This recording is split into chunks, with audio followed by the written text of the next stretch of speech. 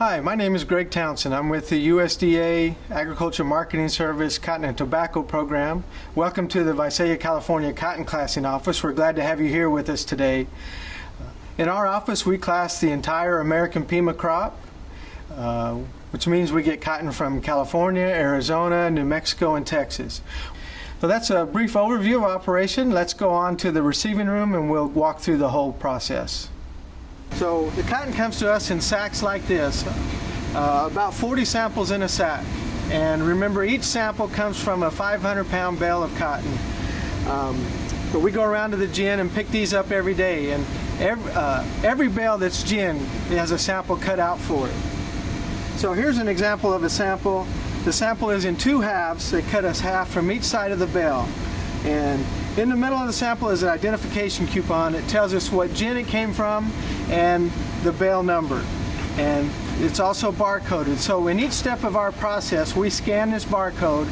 The quality data that's assigned to this piece of cotton, which represents that 500 pounds, is going to be attached to this number for the life of this bale.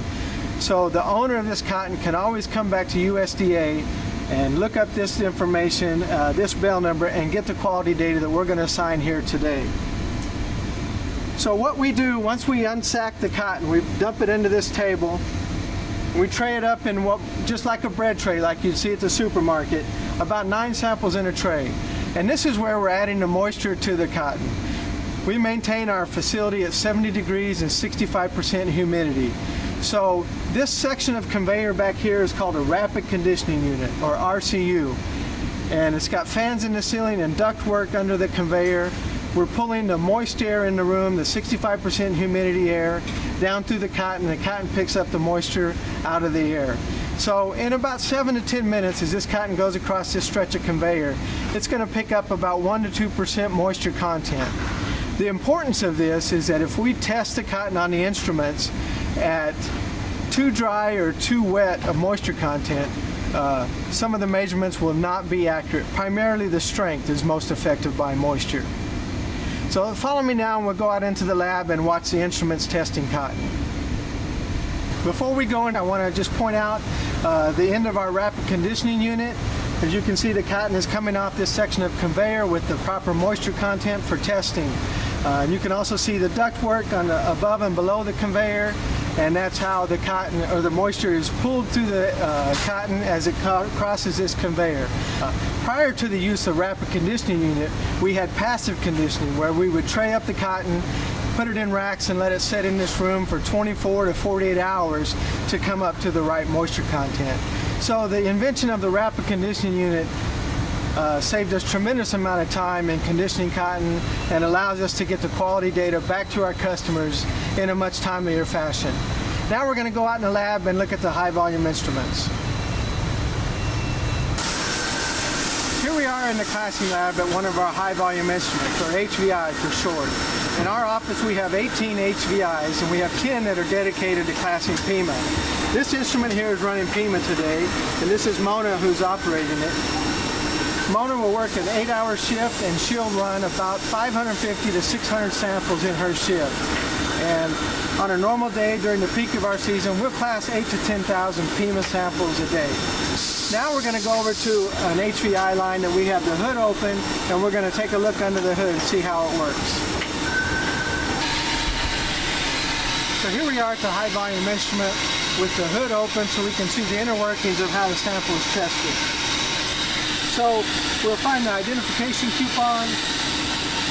We won't scan it this time because the barcode reader is on the top of the hood.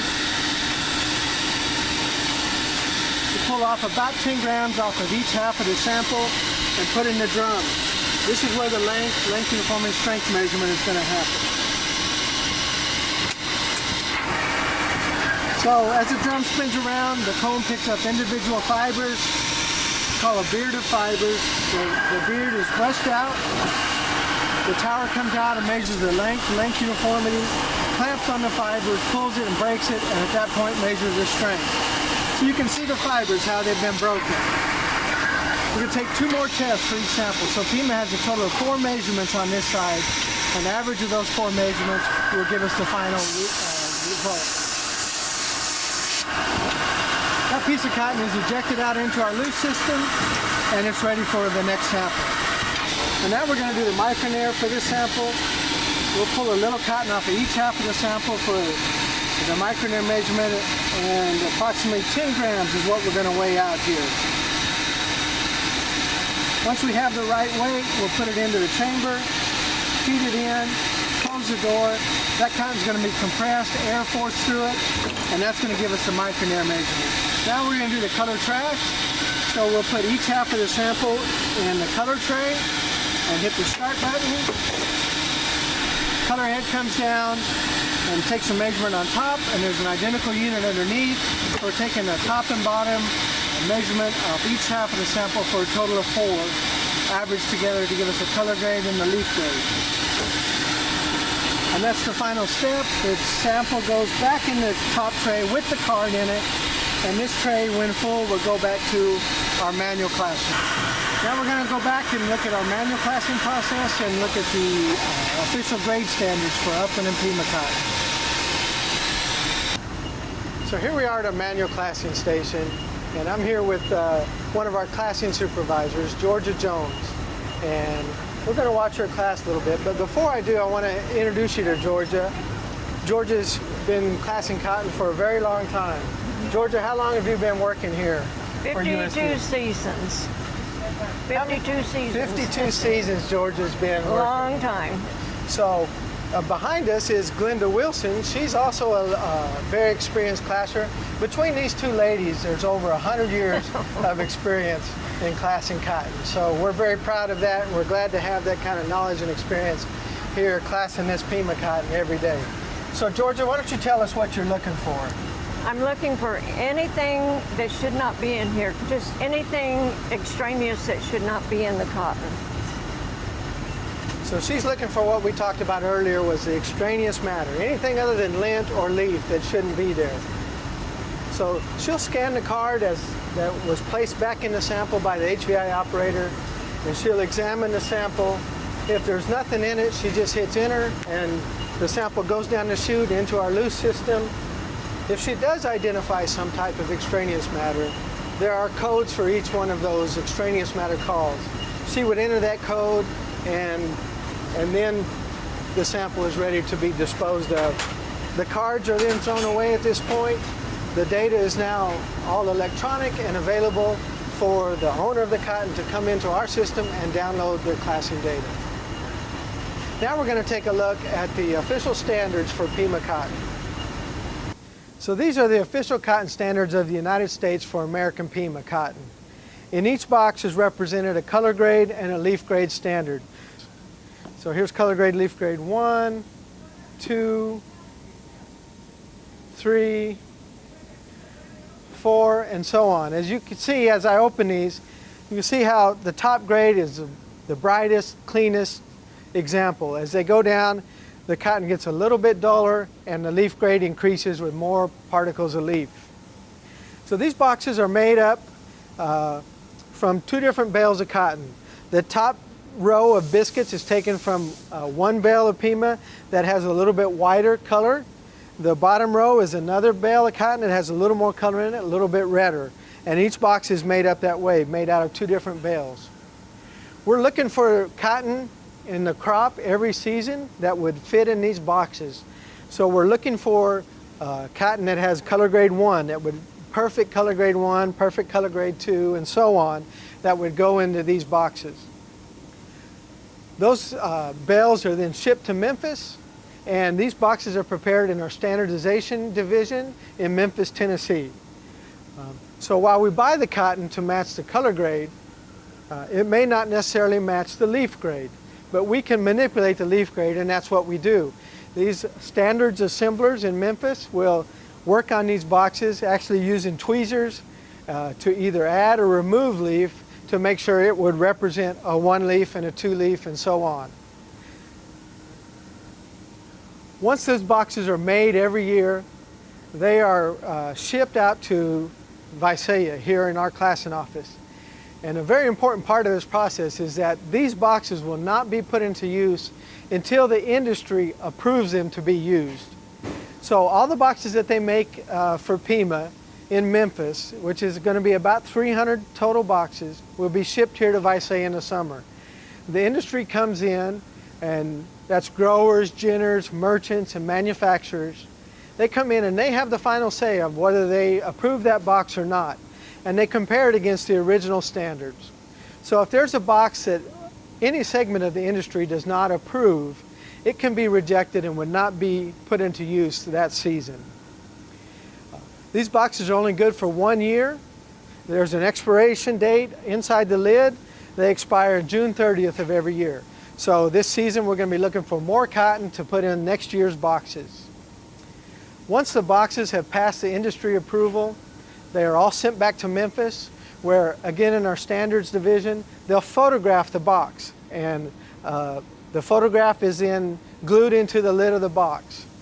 And this is so that we can always compare back to the photograph to ensure that the cotton has not either gained or lost leaf through use. So if we determine that the cotton did not match the photograph, we would take the box out of circulation. Now we're going to go back to the front of the lab, and we're going to talk about some of our quality control procedures that ensure all the steps you've seen today are done correctly every time. So if you'll follow me to the front of the lab.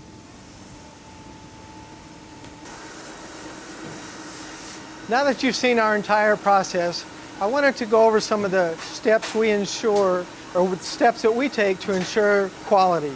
So the primary thing we do is we calibrate the instruments every 24 hours. So we have a short weak and a long strong cotton that we use to calibrate the length, uniformity, and strength. We also have color tiles that we use to calibrate the color, and a trash tile for the trash instrument. And then we use orifices to calibrate the airflow for the micronair. Again, all those processes and calibrations are done every 24 hours. The instrument even has a timer on it that if we don't perform a calibration within that time frame, the instrument will shut down until we get to it to perform the calibration. Once the calibration is done and we're in operation, it's important to ensure that the instrument stays on the correct testing level. So we use what we call an in-house cotton. This here is our Supima in-house cotton. It's actually a bale of cotton that goes through a series of tests in the off-season conducted through our standardization division back in Memphis. It's a known value cotton. It has a known value that we've established for mic, length, strength, and uniformity. We test this cotton every 2 hours on each instrument, and the results are shown up on this screen. So for each quality factor, we can see how that instrument is reading on that in-house cotton. So we have mic, strength, length, uniformity, the trash measurements, color, moisture content, and how many tests. So we run a total of 4 tests of in-house cotton, and the average is seen up here. If the result is outside of a given tolerance, then the graphs or the bar graphs you see will turn red for that particular instrument.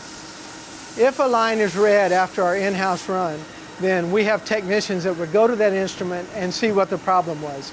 See if it needs to be calibrated or if it's not a mechanical problem. Again, we do this every 2 hours because it's so important that every one of our instruments are on the same testing level, because a grower's cotton could be spread out across all 10 instruments. The way we unsack and tray cotton in the back, we could be testing cotton from multiple states, multiple gins, and multiple growers. So it's important that they get the same results whether they're on instrument 101 or 110.